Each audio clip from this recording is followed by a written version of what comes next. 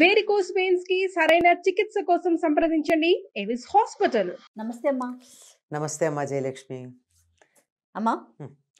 ఒక burning topic అనమాట ఇది. ఓ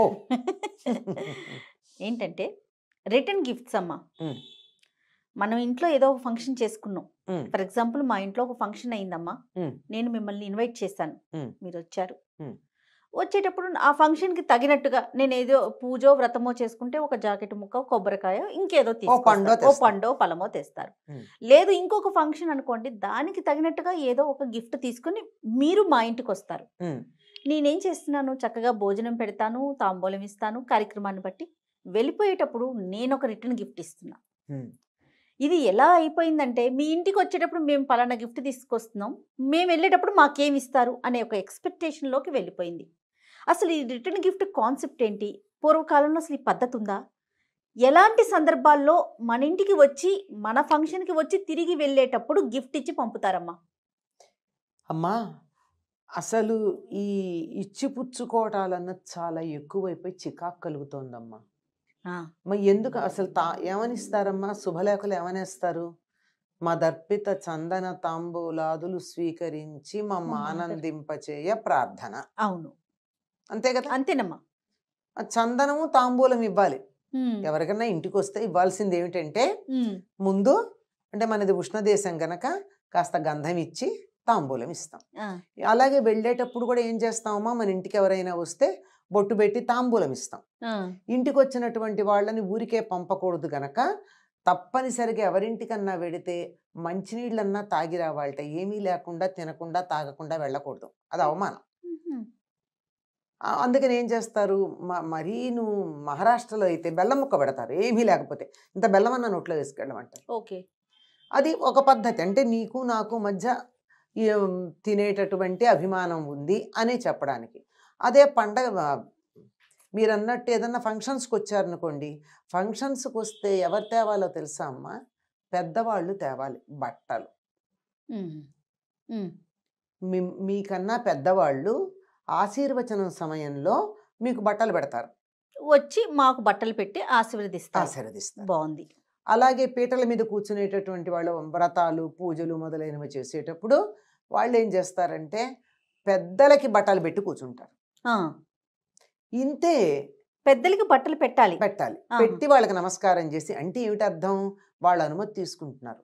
ఏ పూజ చేసినా ఏ వ్రతం చేసినా ఇంట్లో పెద్దల అనుమతి తీసుకుని చెయ్యాలి, కానీ నా సొంతంగా చేస్తాను నీ ఇష్టం ఏమిటని చేయకూడదమ్మా.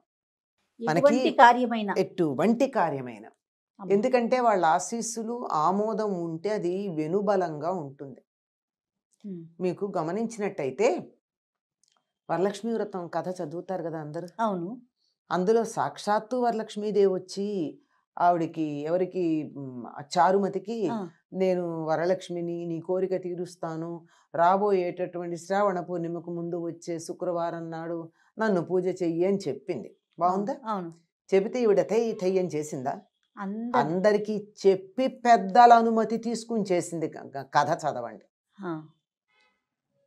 అలాగే సాక్షాత్తు రాముడు కనపడి, ఎవరు ఆయన ధ్యానం చేసేది శివుణ్ణి ధ్యానం చేస్తుంటే రాముడు కనపడి భాగవతం అనువాదం చేయమని చెప్పి పోతనకి చెప్పాడు.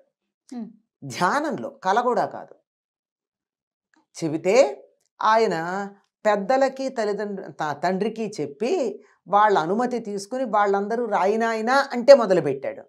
వీళ్ళ అనుమతి నాకెందుకు, నా అంతటి నేను రాసుకుంటూ వెళ్ళిపోతే సరిపోదా అనుకోలేదు. దేవుడు చెప్పాడు కదా అని. ప్రత్యక్షమైనటువంటి దైవాలు తల్లిదండ్రులు ఇంట్లో పెద్దలు ఉంటే వాళ్ళ ద్వారానే భగవంతుని యొక్క అనుగ్రహం మనకు లభిస్తుంది కనుక వాళ్ళ అనుమతి తీసుకుని చేయాలి. ఆ అనుమతి తీసుకోవడానికి సంకేతం ఎక్కడా? ముందరే చెప్తాం, అది వేరే మాట. దానికి ఆ క్షణాన వాళ్ళకి పెద్దవాళ్ళు ఉంటే వాళ్ళకి బట్టలు పెట్టి చేస్తాం. మిగిలినదంతా మన శక్తి సామర్థ్యాలు.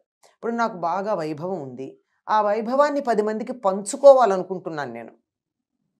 ఏదో ఒక సందర్భం పెట్టుకుని ఆ సందర్భంలో నాకు బాగా ఈ సంవత్సరం పంటలు పండాయి, లేకపోతే డబ్బు వచ్చింది, వ్యాపారంలో పిచ్చి డబ్బు వచ్చింది కదా, దాన్ని ఏదో చేయాలనుకుంటున్నాను కనుక బంధుమిత్రులందరినీ పిలిచి ఒక చిన్న వేడుక చేసుకుని ఆ వేడుక సందర్భంగా అందరికీ నాకున్నదాన్ని పంచుకుంటా.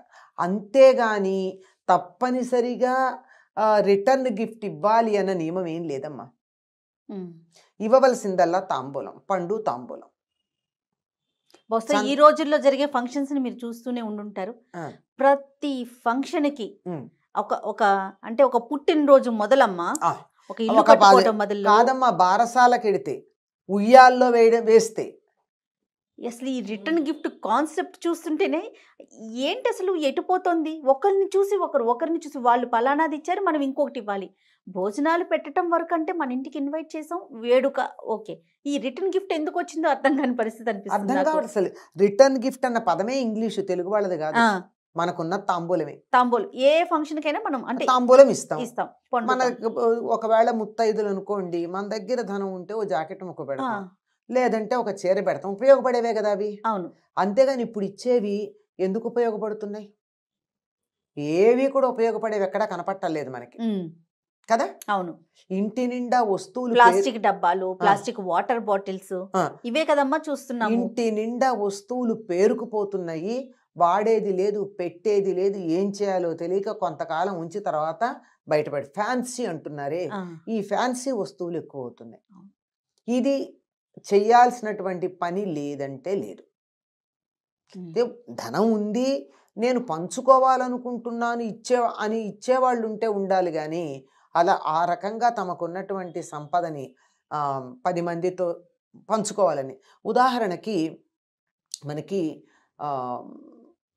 ఆంధ్ర ప్రాంతం అంతా, ఇప్పుడు తెలంగాణ ఆంధ్ర విడిపోతున్నాం గనక, విడిగా ఉన్నాం గనక సంప్రదాయాలు ఉన్న తేడా నా పేరుతో చెప్పచ్చు.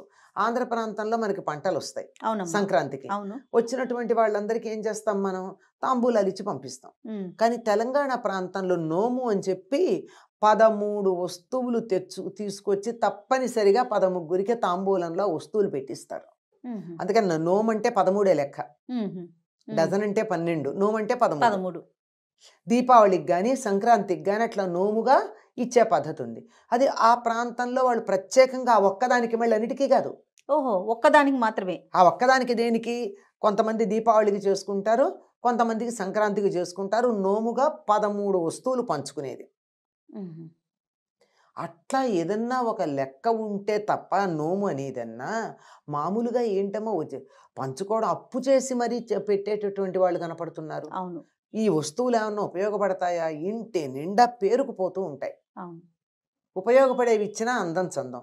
మీరు ఇందాక చిన్నపిల్లలు అదేమంటారు పుట్టినరోజులో అన్నారు అనుకోండి, అది మరీ చిన్న పిల్లలకైతే ఒక లాలీపాపో, బిస్కెట్ ప్యాకెట్, చాక్లెట్ ఇస్తే వాళ్ళు తింటారు, సంతోషపడతారు పిల్లలు. ఏదో 4-5 ఏళ్ళు వచ్చిన వాళ్ళకైతే ఒక పెన్సిల్ ఇస్తే, వాడు నా ఫ్రెండ్ బర్త్డేకి వెడితే పెన్సిల్ ఇచ్చారు అని చెప్పి వాడు చెప్పుకుంటాడు. అంతేగాని చిన్నపిల్లలకు కూడా మీరు అన్నట్టు బాటిల్స్, డబ్బాలు ఇస్తే ఏం చేసుకుంటాడండి వాడు? ఇంటికి తీసుకొచ్చి అమ్మకి ఇవ్వడం, అంతే కదా. అంతేగమ్మా, అంతకన్నా ఇంకేం లేదు. అసలు ఇళ్లల్లో ఈ మధ్య కాలంలో ప్రతి వాళ్ళ ఇంట్లోనూ ఇచ్చామంటే ఇచ్చాం అనే లెక్క, ఇచ్చామనే లెక్కకి తీసుకొస్తే ఇంతంత పళ్ళాలు, ఇంతంత కటోరీలు, ఇంతంత ఏమిటో గ్లాసు, ఎందుకుంటాయి ఇవన్నీను? అంటే వాళ్ళు ఇవ్వాలనుకుని ఇస్తున్నారు, ఇవ్వాలి అనే ఒక లెక్క పెట్టుకుని, అది మనకు ఉపయోగపడుతుందో లేదో తెలియదు. లెక్క కన్నా కూడా నమ్మ పలానా వాళ్ళు ఇది ఇచ్చారు, సో మనం ఇంకొకటి ఇవ్వాలి అనే ఒక ఆ లెక్కతో వెళ్ళిపోతున్నారేమో అనిపిస్తోంది. ఇవి ఎలా అవుతున్నాయి అంటే సర్క్యులేట్ అవుతున్నాయి. ఒకే రకంవి ఉంటే మళ్ళీ దాన్ని కొంచెం అటు ఇటుగా ఉన్న వాటన్నిటినీ కలిపి మా ఇంట్లో నేను ఇంకో ఫంక్షన్కి వాటన్నిటిని ఇచ్చుకోవడం. ఇది కొంతకాలం ఒక పిచ్చి, ఏమంటారు, హాట్ కేసులో. ఇప్పుడు హాట్ కేసులో లేదు ఎవరికీను, ఆ పిచ్చి తగ్గిపోయింది. హాట్ కేసు పిచ్చి తగ్గిపోయింది. హాట్ కేసులు ఈ కరోనా వచ్చిన తర్వాత ఎవరూను హాట్ కేసులో పెట్టుకోవట్లే, ఇంట్లో ఉండి వేడివేడిగా తినడమో అలవాటు అయిపోయింది. కొంతకాలం అది పిచ్చి, ఒక్కొక్క కాలంలో ఒక్కొక్క పిచ్చి. అమ్మా అసలు సాధారణంగా రిటర్న్ ఇచ్చే సంస్కృతి ఏ కార్యక్రమానికి ఉంటుందమ్మా? సాధారణంగా అసలు దీనికి ప్రత్యేకం ఏం లేదమ్మా. వాళ్ళకుంటే తాంబూలంలో ఏదన్నా తమకు ఉంటే ఇవ్వడమే తప్ప ఇచ్చి తీరాలన్న నియమం ఏం లేదు. పూర్వకాలం రాజులు ఉన్నారమ్మా, రాజుల ఇళ్లలో ఏదన్నా ఫంక్షన్ కనుక అయిందనుకో ప్రజలందరికీ బహుమానాలు ఇచ్చేవాళ్ళు. వాళ్ళకు ఉంది కనుక, ఆయన ప్రభువు కదా కదా. అలాగో జమీందారు ఉన్నాడు, ఊళ్ళో ఒక బాగా ధనవంతుడు ఉన్నాడు, లేదా ఒక ఆస్తిపరుడు ఉన్నాడు. అట్లాంటి వాళ్ళు తమ దగ్గర ఉంది గనక పంచుకోవడానికి ఇస్తారు తప్ప సామాన్యులు తప్పనిసరిగా ఇవ్వాలన్న నియమం లేదమ్మా. పండు తాంబూలం అంటే తాంబూలం వేసుకుంటారు, పండు తింటారు, అప్పటికప్పుడు చక్కగా ఉపయోగపడతాయి తప్ప వాటిని మళ్ళీ దాచిపెట్టడము సర్క్యులేషన్కో వెళ్ళదు. తాంబూలం సర్క్యులేషన్కి వెళ్ళదు, అవును పండు సర్క్యులేషన్కి వెళ్ళదు అవును కదా. అవును అది అట్లాంటివే ఉంటాయి. కానీ బట్టలు అనుకోండి, సాధారణంగా ఇప్పట్లాగా పిచ్చి పిచ్చిగా ఆ, బట్టల కోసం పెద్ద ఇల్లు కట్టుకునేటటువంటి కల్చర్ పూర్వం లేదు. అవును అప్పుడు సందర్భానుసారం మాత్రమే కొనుక్కునేవారేమో బహుశా, అంతేనమ్మా? అంతేనమ్మా, సందర్భానుసారంగా పైగా పండగ అంటే బట్ట కొనాలమ్మా. అంతే. అది సంక్రాంతికి, ఉగాదికి, పుట్టినరోజుకి 3 జతలు ఉంటాయి ప్రతిసారి తప్పనిసరిగా అందరికీ.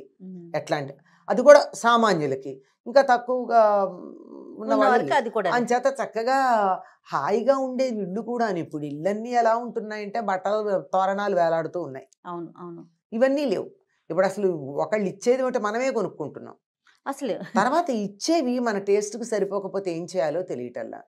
మళ్ళీ ఎవరికన్నా ఇస్తే అయ్యో నేను నీకు పెట్టించారు, నువ్వు కట్టు వాళ్ళకి ఎవరికో ఇచ్చినట్టున్నావే అని అంటే మళ్ళీ మనమే తెలమొహం వేయాల్సి వస్తుంది. అవును అవును ఇవన్నీ కూడా ఆలోచించుకుని ఇచ్చేటప్పుడు కొంచెం మన దగ్గర ఉండి ఫలానా వాళ్ళ మీద ఉన్న ప్రేమతో ఇద్దాము అనుకుంటే ఇవ్వాలి తప్ప తప్పనిసరిగా ఇచ్చి తీరాలన్న నియమం ఏం లేదమ్మా.